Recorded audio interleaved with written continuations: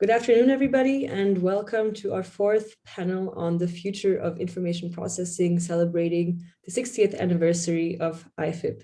My name is Christina Hattas, and together with the team at the German Informatics Society, we are helping IFIP host this event series panels, which you can all find more about on ifip.org/Jubilee60.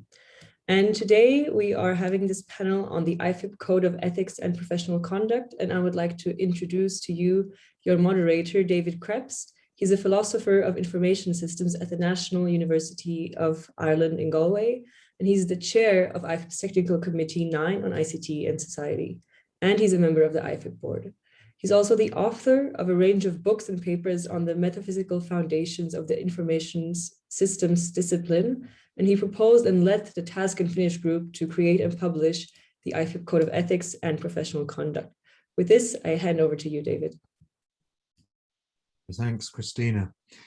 Good morning, good afternoon, good evening to everybody, wherever you are in the world, and welcome to this webinar. As most of you will know, IFIP last year adopted a Code of Ethics and Professional Conduct, which in the months thereafter, a small group of us managed through the process of design and eventually to publication. The code booklet is available as a PDF, and there'll be more about that in this webinar. We hope before the year is out to have a more formal launch event.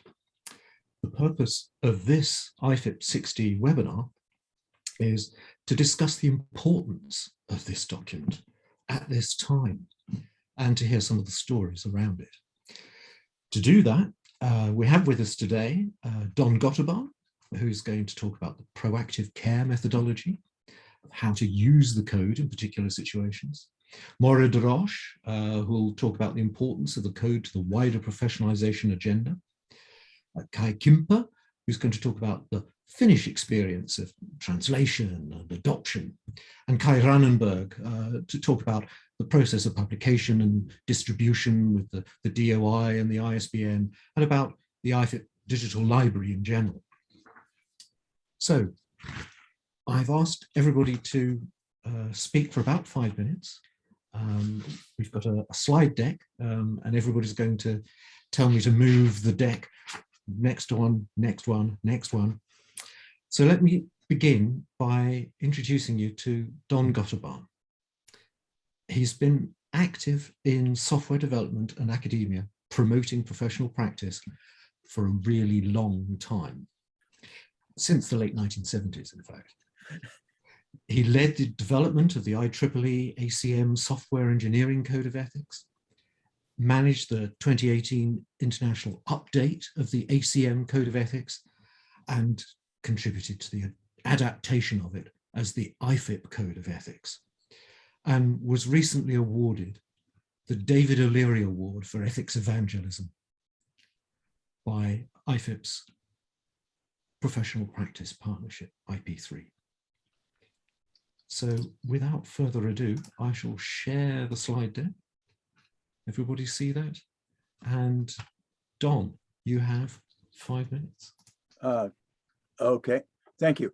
I'm pleased that IFIP has chosen to devote one of the 10 Jubilee events to the new Code of Ethics and how it can support professional practice. Some people, unfortunately, think the Code of Ethics is merely a list of vague, high-sounding words. Next. Codes are sometimes merely used for ethics washing to make a group look good, or used as a standard to judge the bad people and throw them out of an organization. Well, if this is the only use of a code, then they are not worth very much. A useful code provides guidance to help us solve problems when making complex decisions. It should also help us become aware of things that we may have missed or been distracted from. This code is designed for decision support. It is based on the premise that we should aspire to promote the public good for all of those impacted by our work. Being aware that every decision we make impacts others is a key to us making good choices. Some wonder why good people like us, who know what is right, need a code of ethics. Next.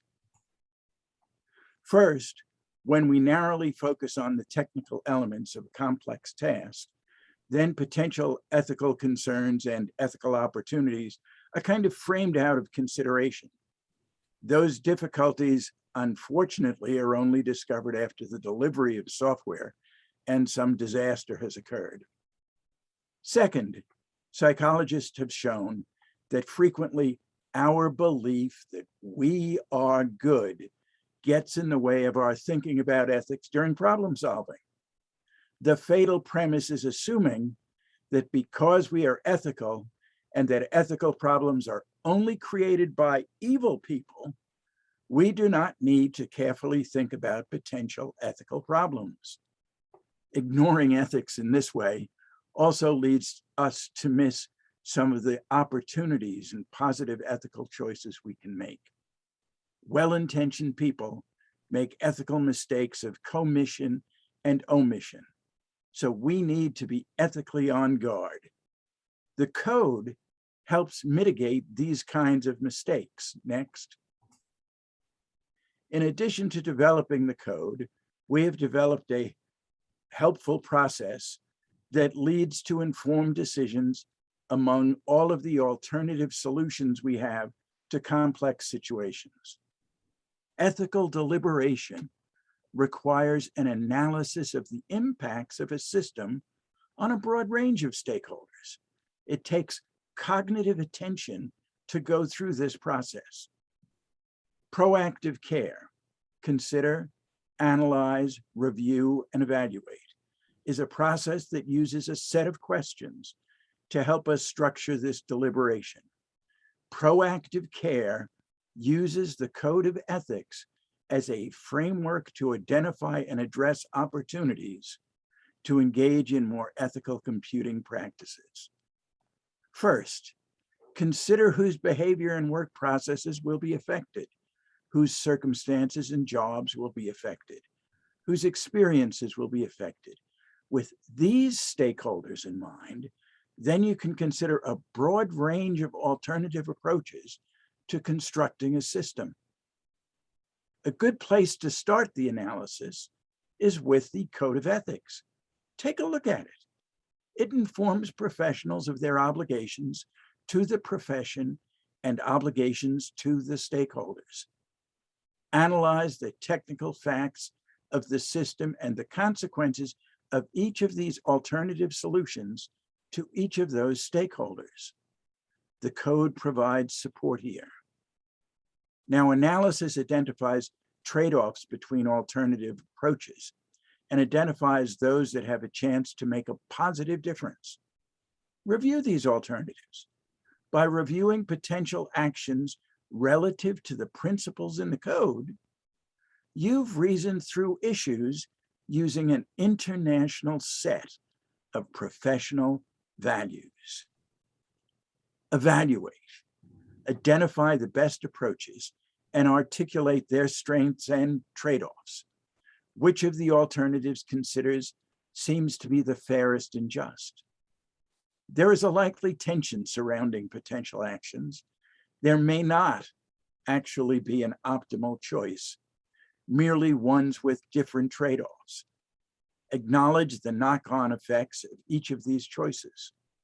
Monitor any decision to determine if it is a good one and learn from it. Proactive care.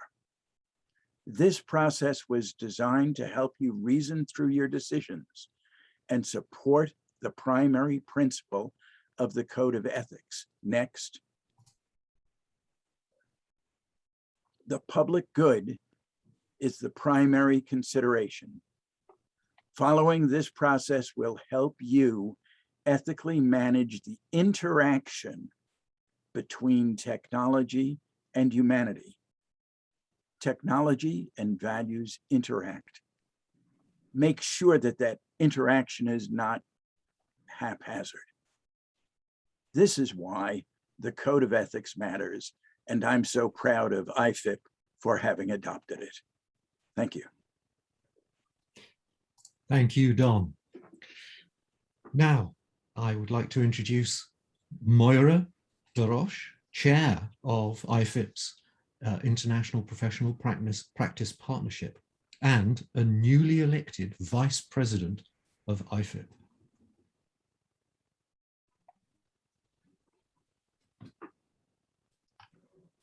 Thank you, David. Next. So we've all seen this slide or a version of it that shows all the components of a profession from somebody's viewpoint: skills and knowledge, service, trust, accountability, ethical, pride. But next slide. But really, I now realize that ethics wraps around all of it. If you think about skills and knowledge, the whole point is, as a professional, you need to keep your skills and knowledge going. But more than that, you can never pretend to be able to do something you can't do. So that's an ethical decision. Service is about service to the community, and that is actually ethical practice. Trust is a very important component of ethics, and I'm going to talk a little bit more about trust, because IFIP IP3 are very, very sure that we need to embody trust in everything we do. We need to be accountable. That too is an ethical thing. And we need to take pride in the profession. But ethics wraps around all of that. Next. So we know that the founding principles of any profession are ethics and trust, competence, and accountability. And certainly ICT is no different. And there are 4 elements of trust. So if we look at the elements of trust, we can see how they wrap into those founding principles: competence, reliability, integrity, which I've highlighted because that's so much what ethics are all about. And then benevolence, being good about what you do, being good in your intentions. Next slide. So we really need to do everything with an ethics lens. We need to subscribe to and internalize a code of ethics. Don has talked about that a little bit. We don't need to say, oh, I've got this decision, let me go and find the code of ethics and see if it talks to it. We really need to understand what ethical behavior is and internalize it so that everything we do is through that ethics lens. And as Don also said, we assume good citizenry is a given, but it's not always. We need to always say, does this decision or instruction, if it's something my superior tells me to do, pass muster? And the common threads we see are professional standards, competence, integrity, loyalty, impartiality, and non-discrimination. All of those should be in any code of ethics. Next slide. But then we have the IFIP Code of Ethics. And I believe that the IFIP Code of Ethics is really the trunk of the tree, and that all other codes, whether it's code that belongs to a business organization, a member society, a government, a region, or whatever, all other codes should use the trunk of the tree, and maybe they have a little branch, but we really need to see, I believe, that the IFIP Code of Ethics is the example we should use, and then we add to it. Don't take away from it, but add to it if we need to, because IFIP has a very real concern that there's 180 and counting codes out there. And if you give people a choice about what code they should use, they'll pick the one that's easiest. So I'm promoting, and IP3 as the professional arm of IFIP is very much promoting that IFIP's Code of Ethics is used as a starting point. Thank you, David. Thank you very much, Moira. So I would now like to introduce Doctor of Philosophy, Kai Kimpa, who is adjunct professor, University Research Fellow, and leader of the Future Ethics Research Group at Turku School of Economics and the University of Turku in Finland. He's vice chair and Finnish national representative for IFIP TC9. A member and former secretary of Working Group 9.2 and vice chair and Finnish national representative of the Special Interest Group 9.2.2 on frameworks on ethics. He's also chair of the Finnish Information Processing Association work group on ethics. Kai, over to you. Thank you, David. I hope you hear me. Yes. I'll be talking about two things. Firstly, on some of the issues when we created the Code of Ethics originally, and then on adapting the codes of ethics. In the next slide, we see an example of something that changed quite a bit from the original Code of Ethics proposal. In the original version of the harm clause, so cause no harm to other people, the harm clause was very specific. It specified certain situations where harm was undesirable. Unfortunately, it also basically forbade all harm, even when in defense of others. It would have made making, for example, military systems quite difficult, as the basic intention of those systems is to cause harm.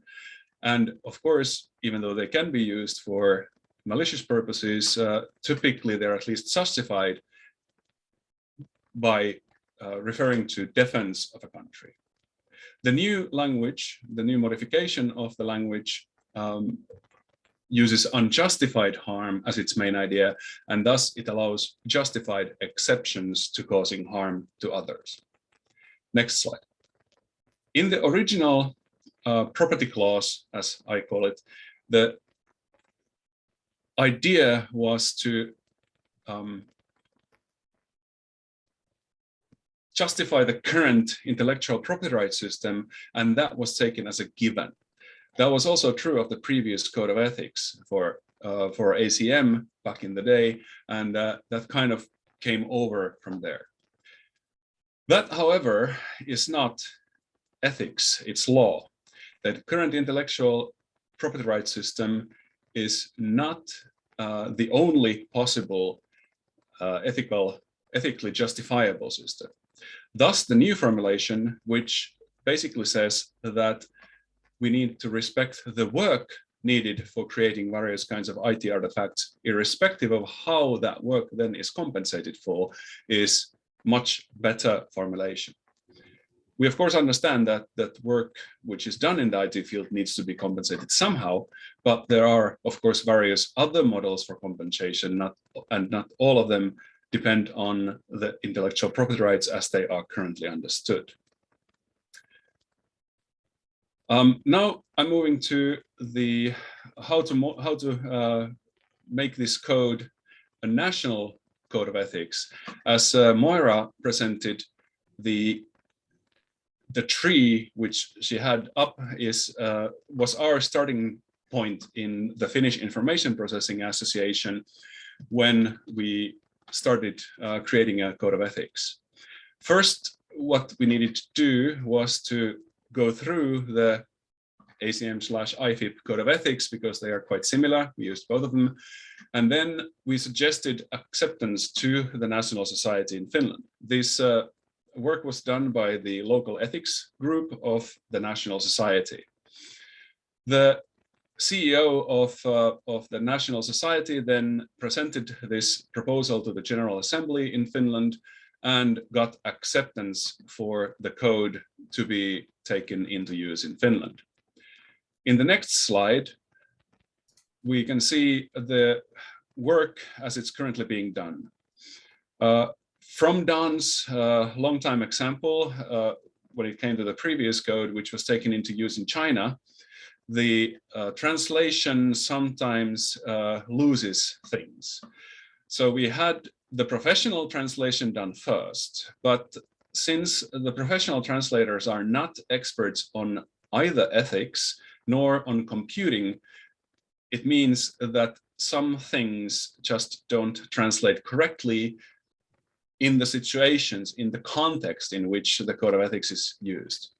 Thus, we need to, by the National Ethics Group, go through the translation and compare it to the original line by line, word by word, to see that the content and the idea why a certain clause is in the code of ethics actually translates correctly, so that the understanding for those who read the code, who use the code for various reasons, various uses, can then actually trust that the code is done correctly. Otherwise, we get lost in translation, and that would not be, of course, beneficial for understanding the code. Thank you. Thank you very much, Kai. So now I would like to invite Kai Rannenberg, who is a professor for mobile business and multilateral security at Goethe University, Frankfurt, Germany, to speak. He's a visiting professor at the National Institute for Informatics in Tokyo as well. In IFIP, he is our honorary treasurer and chair of the Publications Committee, as well as the German representative in the IFIP General Assembly.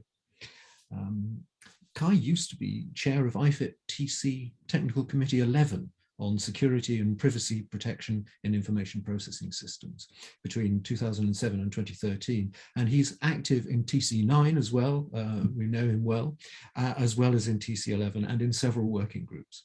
Kai also works in international standardization and is the convener of the ISO IEC JTC 1SC 27 Working Group 5, Identity Management and Privacy Technologies. So, Kai, if you'd like to go ahead. Okay, thanks a lot, David, for inviting me to this great group. Congratulations for completing the Code of Ethics. Now, a few words on how can we make sure that this Code of Ethics is available for those who wanted to need it in a sustainable fashion. On the next slide, we will see a few of the measures that we did in the digital library. Let me just take a look at the slide. It looks slightly different from.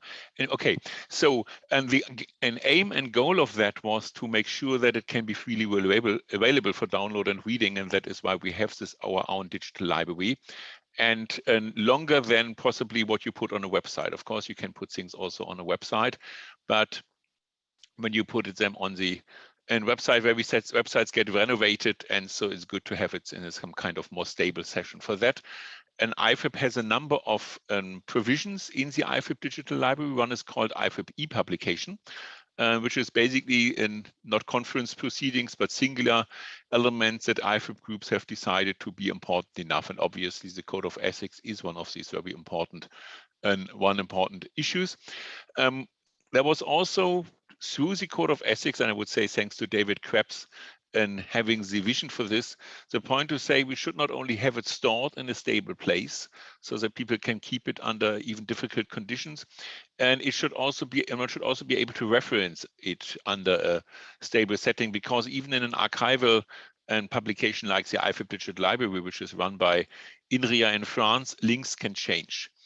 And to overcome that issue, IFIP is now participating in the digital object identifier activity. It actually has become a member of Crossref, which is one of the agencies that allow you to publish what you see here on the slides as a so-called DOI.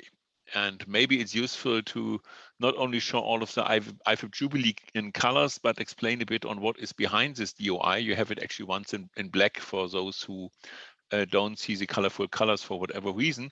But in principle, there is Crossref with a 10 as one of the agencies by which an organization like IFIP can actually get these kind of DOIs issued or get enabled to issue DOIs. And so IFIP actually is the 52545 organization here.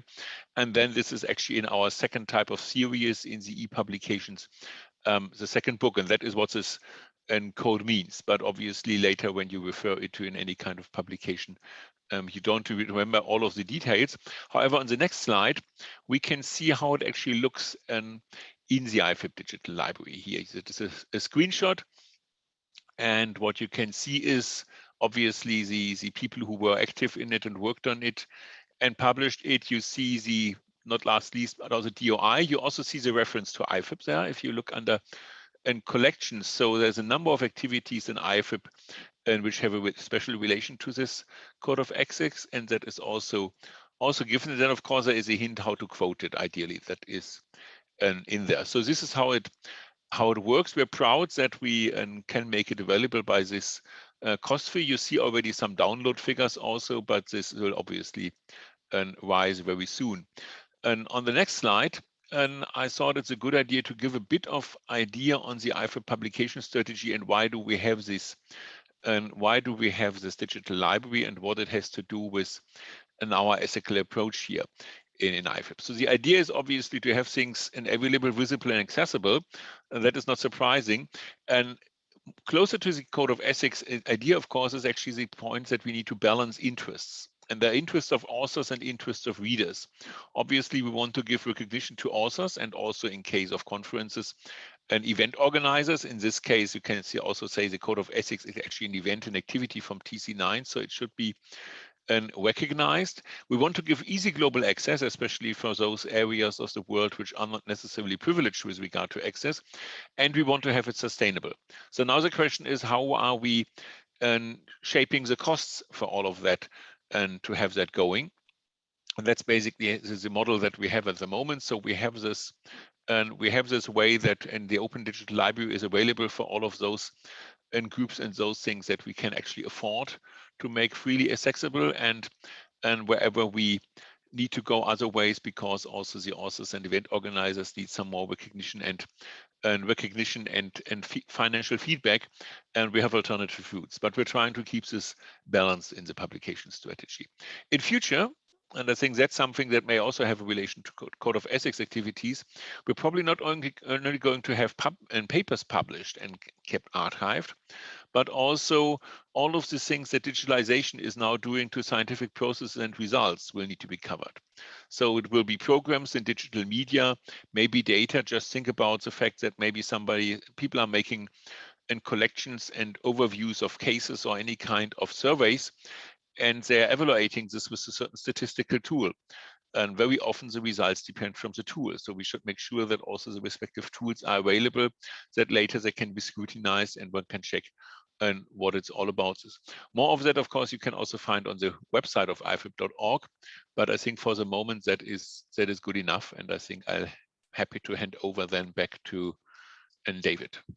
Many thanks, Kai. Many thanks. So that's our introductory talks from our 4 panelists.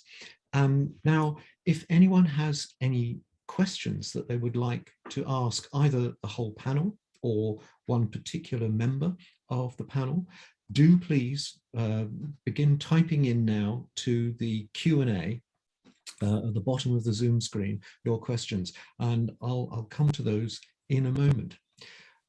First of all, I would like to move to the next section of our webinar now, and ask each panelist in turn to speak for a few minutes about the key importance of the code in today's world.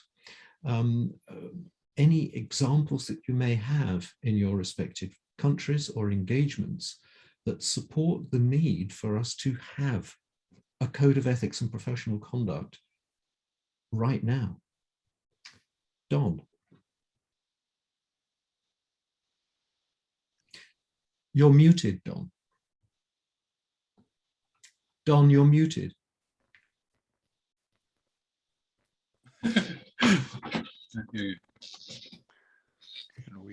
Then I can say whatever I want. Oh, thank you, David. Pleasure. Okay. There's 2 needs for codes of ethics. One is to try and stop some not so nice things from happening. So we have cases where actually employees in companies have used the code of ethics to say, what we're doing seems to violate this international standard. Now, the great thing about IFIP adopting the code is sometimes organizations say, oh, well, there are no ethical standards. And right now, we have multiple organizations in multiple countries. We have commercial organizations that have adopted it. We have computing training certification organizations that have adopted it. And various companies that are not IT but use IT have adopted it. And it provides a standard to say we should not be doing certain things. The other side, which I find more important, is that it helps us avoid mistakes. So some companies have actually operationalized the code of ethics and include some of its principles in their work structure. So we have companies that now, when they start to set up a project plan about doing a project, and everybody is getting together worrying about all the detail, one of the things they will do is take some what they consider relevant principle from the code of ethics and put it at the top of the project plan. So when it says everyone is a stakeholder in computing, as you start to do something and you're just thinking about your boss and being first to market and so on, your company is saying, no, we think this is important to society. Pay attention. So we do have some cases, and I won't harp on them or damage people by listing them, where companies have clearly had their staff say, this violates the ACM, the IFIP code of ethics. And if someone says, well, who cares? The response is, we may get sued, we may get put out of business, we may have people quit because they don't think what you're doing, they don't want to work for a non-ethical company. I could keep going on for an hour, but I need to stop. Okay, many thanks, Don. Moira, would you like to speak to that? Sure. First of all, I just want to say that ethics is a governance issue. So worldwide, we're seeing that boards are understanding that ethical leadership is essential. So it's no longer just a few IT guys who have to follow this code of ethics. It's really become globally a key governance issue. And from that point of view, I'm very pleased that IFIP have promoted the code of ethics and hopefully will follow it themselves. I also want to say that a code of ethics is very much a qualitative document, so not very easy to measure, whereas a code of conduct is quantitative, so it's easier to measure. But it's really, so that's why I say you've really got to have that ethical lens for a code of ethics. IRTPSA, the Institute of IT Professionals of South Africa, have adopted the IFIP code, similarly to Finnish have. We just have added an introduction explaining why we're using that code, and then a conclusion or an addendum that just adds something that was in our own code that is about the members' obligations, if you like, to the society. And as I finish, I'm just going to ask the next speaker, which is Kai Kimper, a question of my own. Kai was speaking about you can't always say that it's unethical to do harm. What about war? So I'll ask this from Kai, the philosopher. Is war ethical? Thank you, David. With the question on whether war is ethical or not, I'll have to resort to an answer by an English philosopher whose name right now escapes me, but it'll come back to me.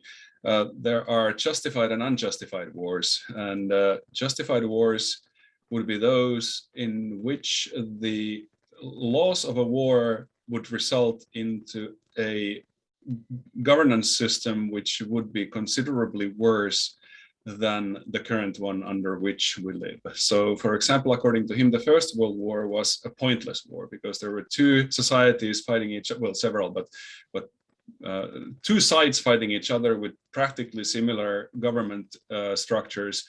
So either one would have been a fair government to live under, whereas the Second World War was justified because on one side there was a horrific system, and on the other side, well, maybe excluding former Soviet Union, but mainly on the other side there were liberal democracies. So there can be justified wars according to Russell, Bertrand Russell. Yeah, that's the name of the English gentleman.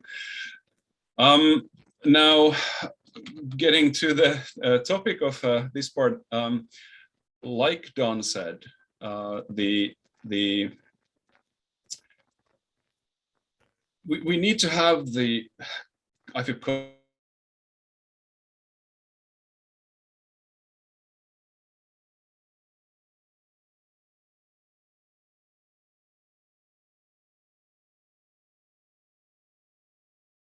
translate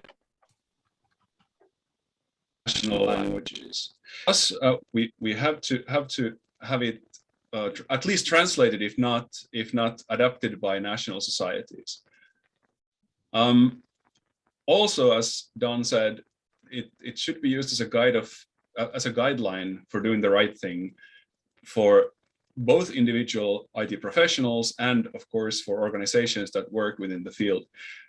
Sometimes this can be hard.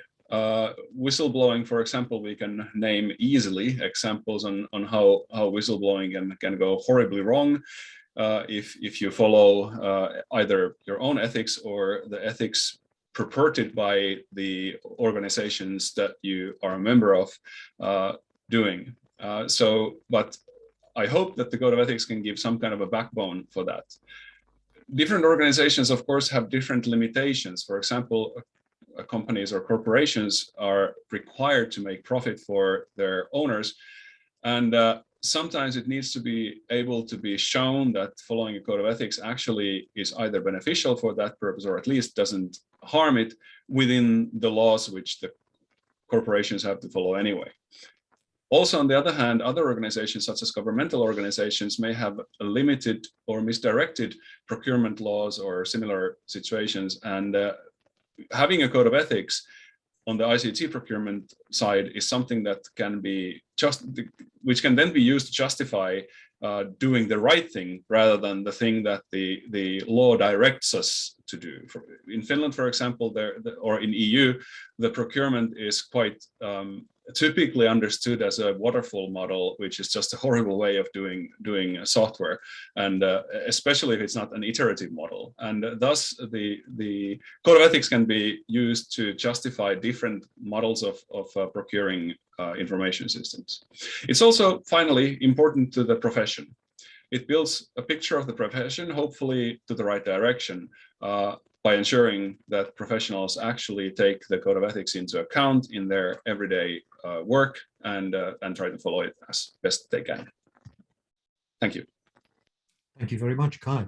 And Kai Rannenberg, I wondered if there was something that you might speak to concerning what Moira mentioned earlier, that there are upwards of, well, certainly well over 100, getting towards 200 different codes of ethics that are out there, some more available and accessible than others, and how IFIP's code of ethics, which aligns with the ACM code of ethics and is being adopted, as we have seen in Finland and in other countries, can break through, if you like, to say, this is the one that is the trunk of the tree, as Moira describes it. Well, I mean, IFIP has a number of member societies all over the world, and that is a federation that should be in a strong position to actually, let's say, cover the world and be able to make sure that this code of ethics is getting known. The influence of IFIP member societies on the respective regions is not always the same. There are some countries where this is very clearly visible, and some of them, the member societies, are still working on that.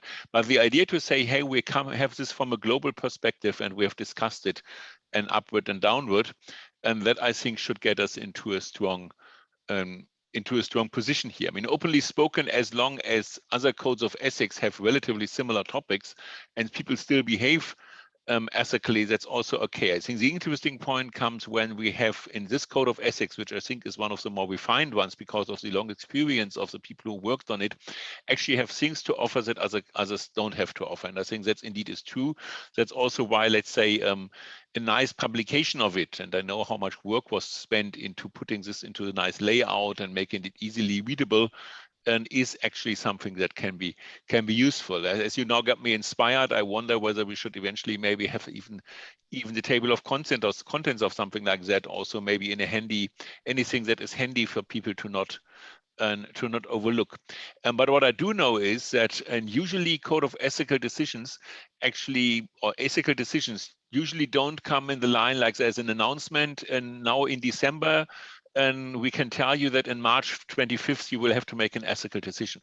The typical scenarios that I know from my professional background in security and privacy is that usually ethical behavior is needed when two common trends are happening in implementation of information processing systems. One is trying to save cost at all costs, or at almost all costs. So people are coming, say, hey, we need to cut this down. We need to leave out certain security and privacy provisions. We need to leave out talking to certain stakeholders. We need to be quick in the market, and let's see how the whole thing develops. But we really need to be fast, and we need to save resources. And the other one is convenience, saying, okay, well, maybe this is the easiest way how this goes. Maybe this is the easiest how people jump on it in the first place, because we need to be first mover in the market big, and regardless on what is behind. And I think we've seen several industry doing that, and maybe some of us have also seen this happening in projects.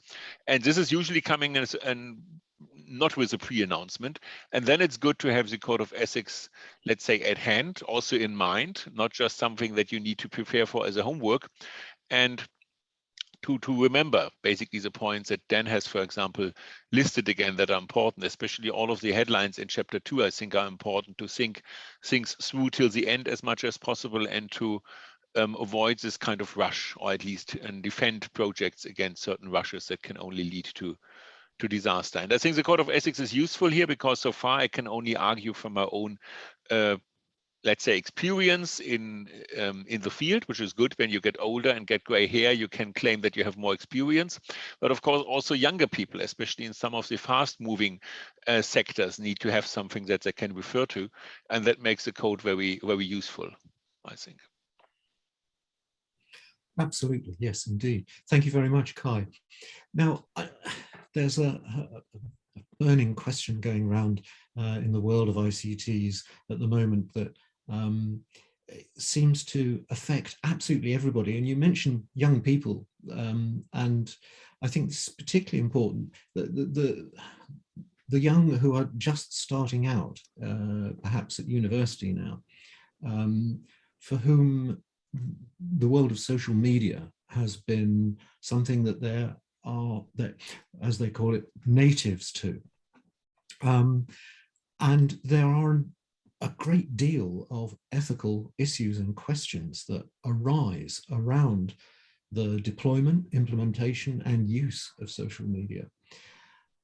I'd like to ask the panel briefly to speak to this issue, and then we will go to the Q&A.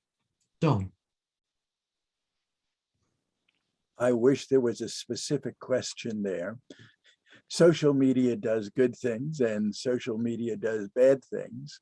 And one of the things that you will note is that people are beginning to they have transferred their consciousness of the ethics of technology and are worried about social media. So now there's significant discussions about Instagram and how just presenting the information in a certain way is damaging to people's self-image. And as some of that data is coming out, it is having effect on large social structures, like Facebook has a position, and now all of a sudden Facebook has to wrestle publicly with some of the potential. I have to be careful, I don't know the legalities of what's going on, but with some of the potential issues that are being discussed. And the people who are using technology are now being educated by us that we do have responsibility. And you have a right to say you're doing it wrong, do it better, stop hurting us. And we have an obligation to say, let's do it right. Let's stop hurting people. And also, let's use this tool to be creative and help people. Thank you very much, Don. Fascinating. And Moira, social media in the workplace. So just to talk about social media everywhere, it amazes me that people behave on social media like they never wouldn't in the real world. So that's the first thing to say. am I doing this because I think I'm kind of invisible because I'm on social media? So they have to behave in exactly the same way as they would in the real world. And as far as business goes, they need to control the use of social media in the business, but not to the extent that it becomes to their disadvantage. I used to laugh in the earlier days of Facebook when I worked at companies that just blocked all the employees from chatting on Facebook. And I'd say, okay, they're going to just talk on the phone anyway to their friends, probably talk for longer, and it's costing you. So what's your problem? So in terms of companies, they need to make their employees understand ethical behavior, and that goes to social media as well. And then along with that goes the security aspect of using social media in an organization. Thank you. Indeed, yes. Kay? Were we supposed to speak specifically on work environments or in general? In general, in general, there was just news about Facebook that they know that some of their practices hurt people and just don't care. They either do nothing or they inform their employees that okay, we're going to look into that, and then never do anything anyway. The worst example was child sexual abuse that was going around in various groups in Facebook, and Facebook decided to do nothing. But there are, of course, other things such as strengthening a bubble in which the critical ideas never permeate. So you only see the one side of your things. So when they select what you see, either through a traditional algorithm or lately, I suppose, with artificial intelligence algorithms, that can cause horrible harms to people, unfortunately. I also see potential positive sides of social media, like being able to stay in contact with people that you have distant relationships with and so forth. But unfortunately, at least to me, it seems to take more and more of our time for things which are less and less actually important to our lives. I have myself stopped using any social media as of late, and I'm actually finding my life much happier this way. I don't see the unnecessary battles over stupid things and outing people for making an off-color joke at the wrong place. And then hunting them down by thousands and thousands of people and things like that, which I'm very happy about. Mm-hmm. And Kai Hollenberg, I suppose, if we recall, was it 10 years ago, I think, Facebook apparently was celebrating the death of privacy to a certain extent, where everybody began to live their lives much more socially. Has this changed now, do you think? I mean, the first thing with Facebook, as far as I learned from younger people, is that Facebook is meanwhile the place of the old. If you're young, you don't go to a place where your parents are. So you go maybe to Instagram, or you to go whatever kind of networks that I'm not supposed to know because I'm too old to know it. I'm not cool enough to know that. And actually, there's an interesting story to be told with Code of Ethics and Facebook and Gesellschaft für Informatik, the German IFIP and German IFIP member, because actually 2 years ago, GI decided, a bit more than 2 years ago actually now, to leave Facebook. And that came after a long year discussion on what GI as or let's say the headquarters of GI should actually do with Facebook, because at some point in time, of course, it had been started, and that was a time when I said, well, if you want to reach the young people, and if you want to reach the young people with good messages, you need to go to Facebook. Otherwise, you don't reach the young people.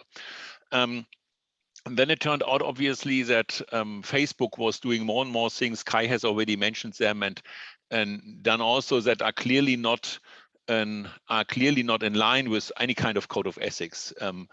I would say there was also, of course, misbehavior of people within Facebook, but the big thing for us in GI was that actually Facebook management is actually not really following code of ethics. So the discussion on, for example, how does Facebook treat the privacy of its people? How does it feel responsible for discussions going into very strange manners?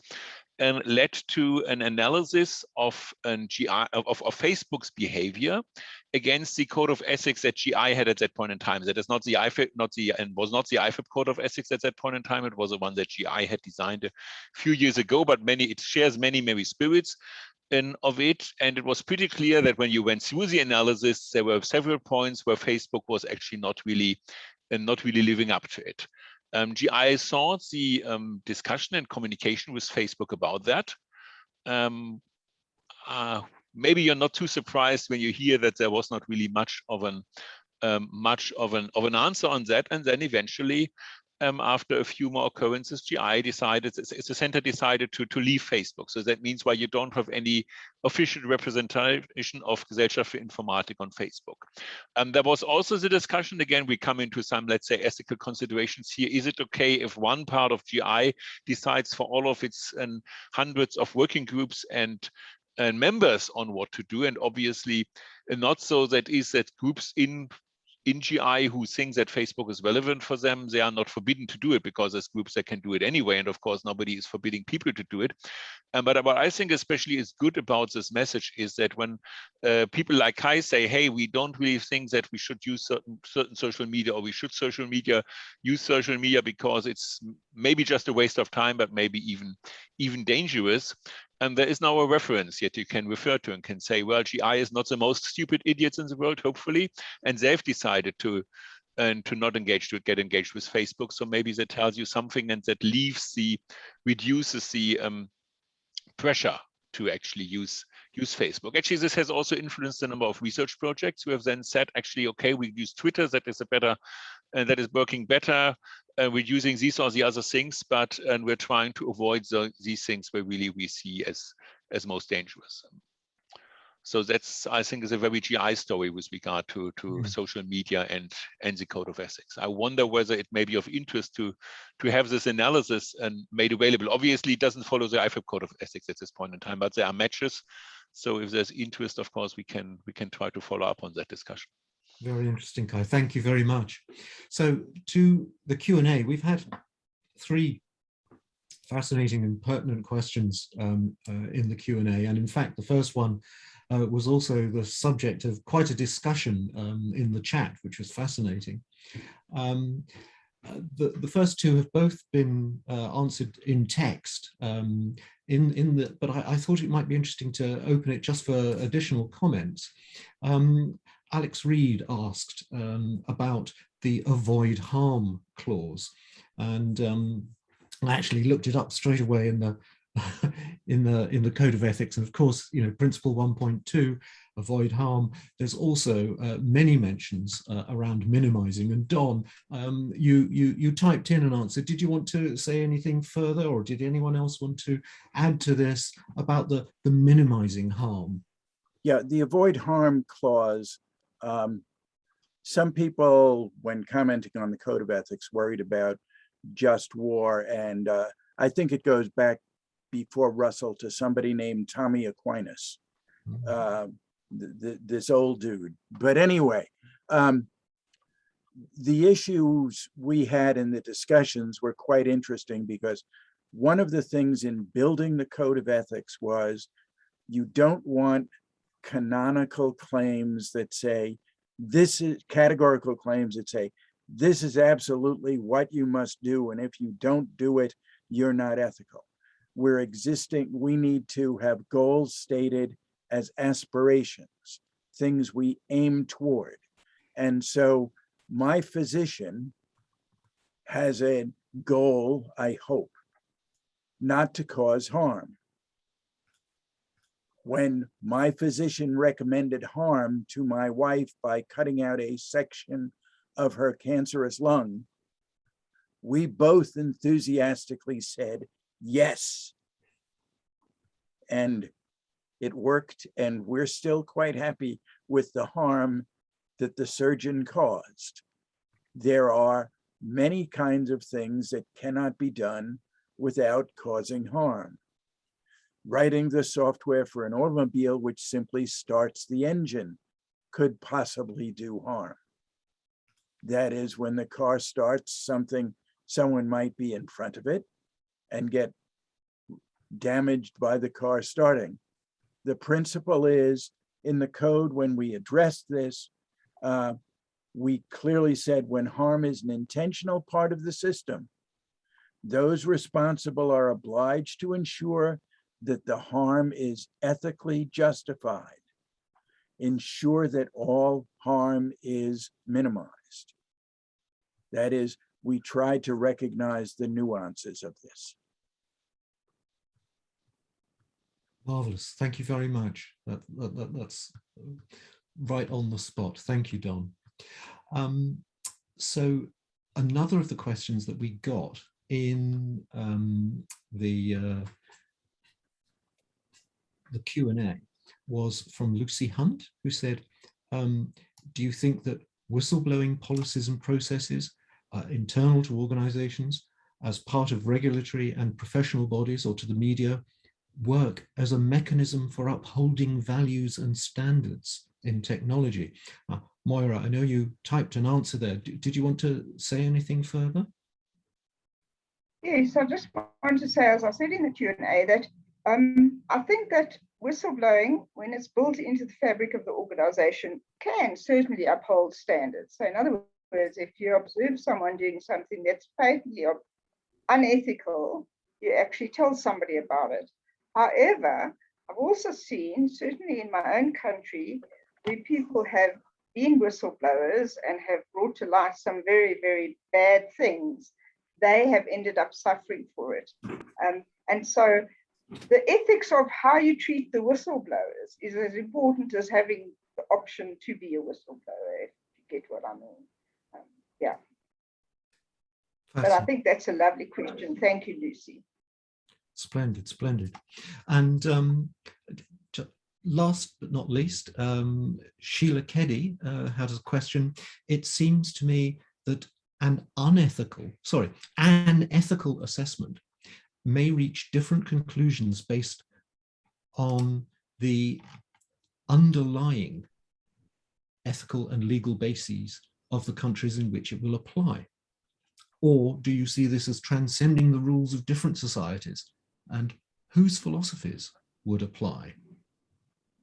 Don, I know you've just typed an answer to that. Did you want to say any more? Yes. One of the problems IFIP had to begin with is that when they first started looking at codes of ethics, everybody was looking at it from, well, my country does this and my country does that. And they were focusing on building a document that covered every aspect of our life. And different societies do different things. So the way Europe values privacy and the way America values privacy seems to be different. However, what we have written is a code for IT, computing, professional ethics.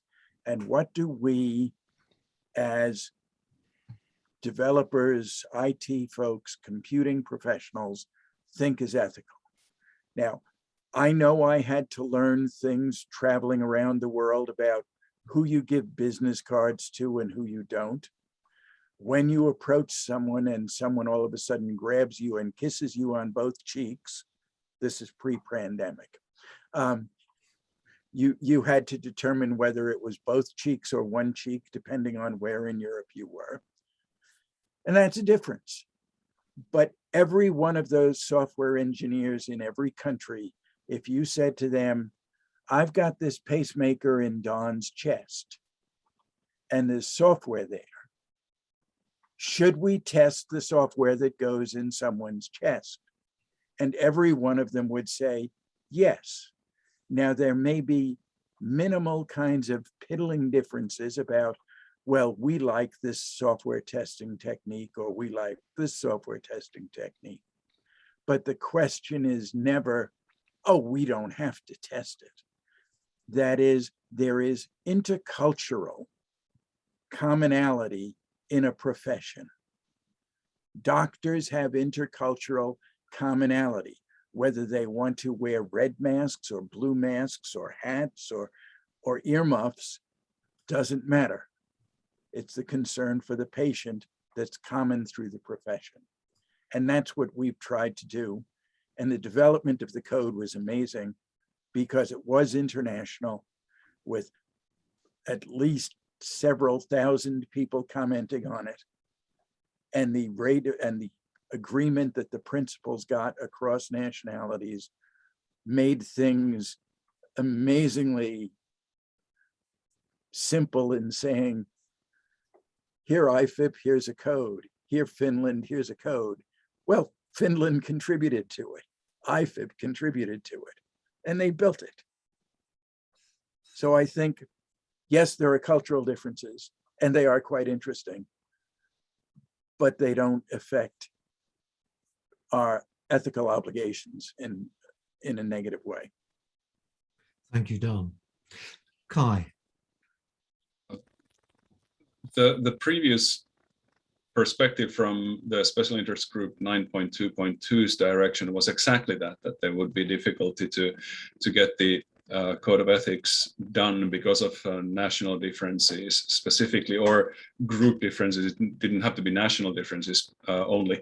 And I was quite skeptical myself about whether this would be possible to do this IFIP-wide code, but luckily Don convinced me eventually that it's true and it can be done. So yeah, I had pretty much the similar kinds of questions.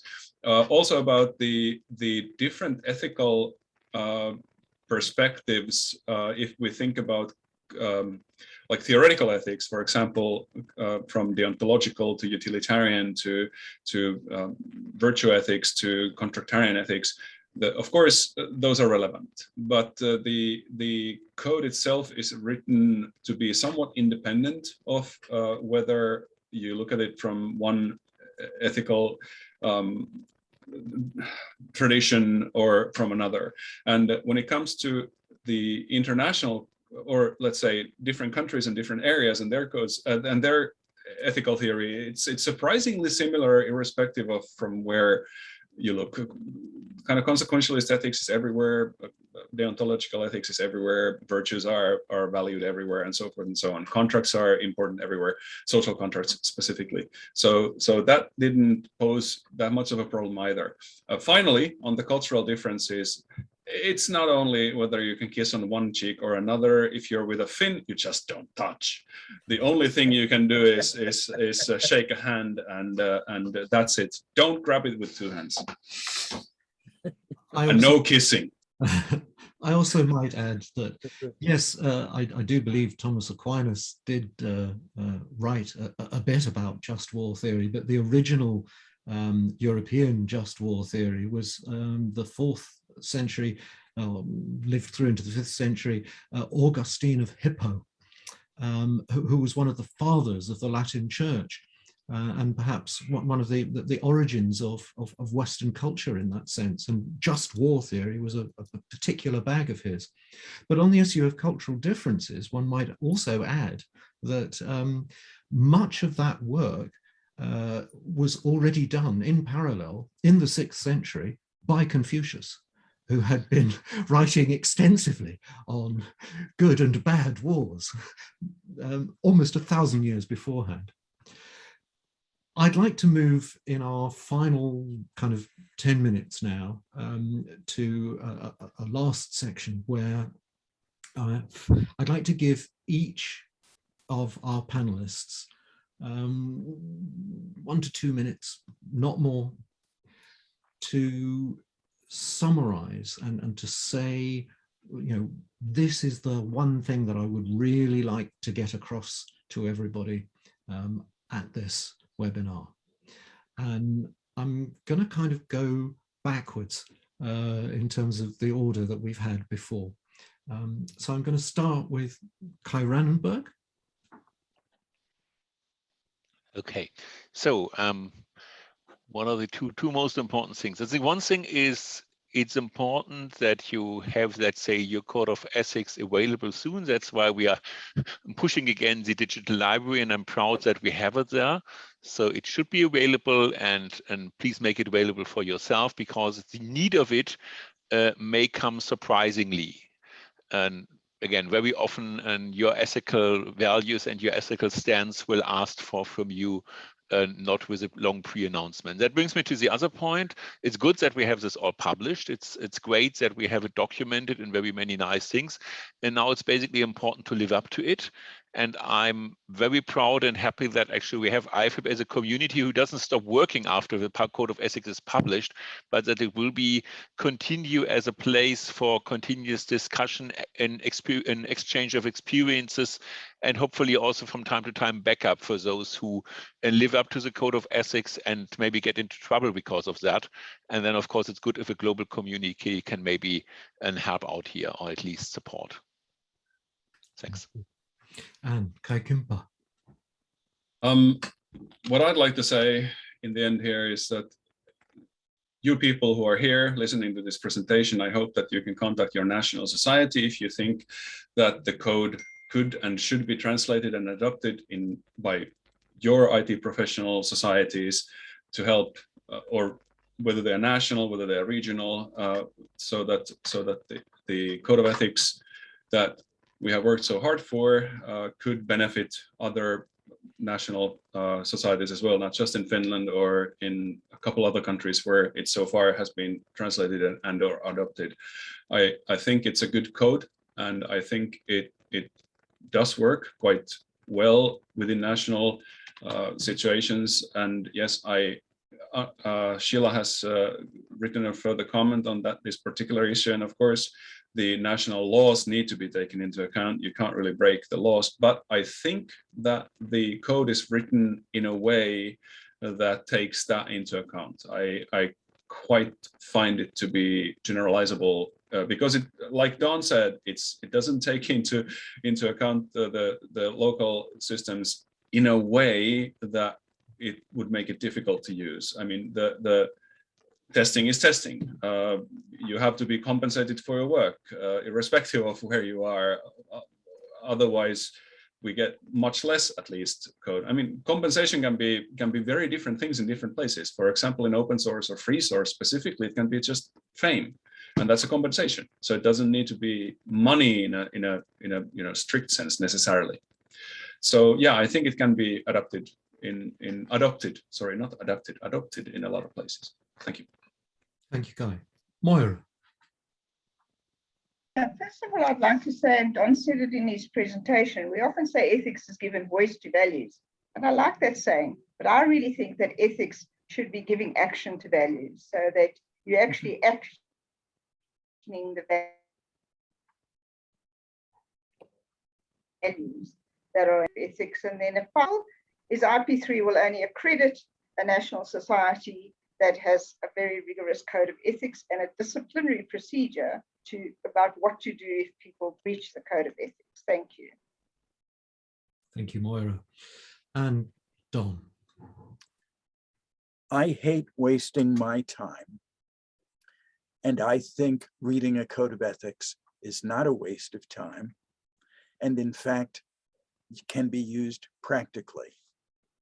ACM, IFIP have organizations, the Committee on Professional Ethics, IP3, that support this code of ethics. I talked about this approach called proactive care, which is available on the ACM website and will soon be on the IFIP website as a method we all use. It's not exotic. It says, here's a situation. I've been asked to develop a system. And what we ask you to do is to not blindly go ahead and do it and say, I'm a good person, I won't make any mistakes. Unfortunately, most of the ethical mistakes that have been made are made by good people, us, who went ahead and said, I just need to worry about the technology. The Code of Ethics provides practical guidance. Think about all of the stakeholders that what you're doing is going to impact, including this talk we're doing right now. And we hope that you will all feel the sense of power that you have to change society and the power that you have to improve society by worrying about these kinds of things. So I recommend to you, when you are doing any particular project, have a look at the Code of Ethics and just say, I wonder what it has to say. Not that I'll be wrong, but it might give me an idea to do something positive that my boss might actually pay me money for because I thought of it. Be a good person. Thank you. Thank you very much, Don. And with that, I'd like to thank everybody who joined us today. In particular, all of our panelists, Professor Don Gotterban, Moira Dorosh, Dr. Kai Kimper and Professor Kai Rannenberg. It's been a really fascinating panel. Thank you, all of you, for giving us your time today. And I shall hand back now, if I may, to Christina, our GI host. Thank you very much. Thank you very much, David, and thank you also again from the side of the IFIP Events Coordination Committee and the German Informatics Society. I just posted the link to our Jubilee website into the chat. Feel free to visit the Jubilee website and to have a look around. This was the 4th out of 10 panels in the Future of Information Processing series.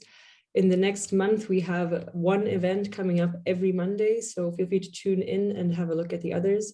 And you will also find a recording of this panel on YouTube later on. So again, thank you very much for attending, and thank you to our panelists and to the organizer, David. Have a good day.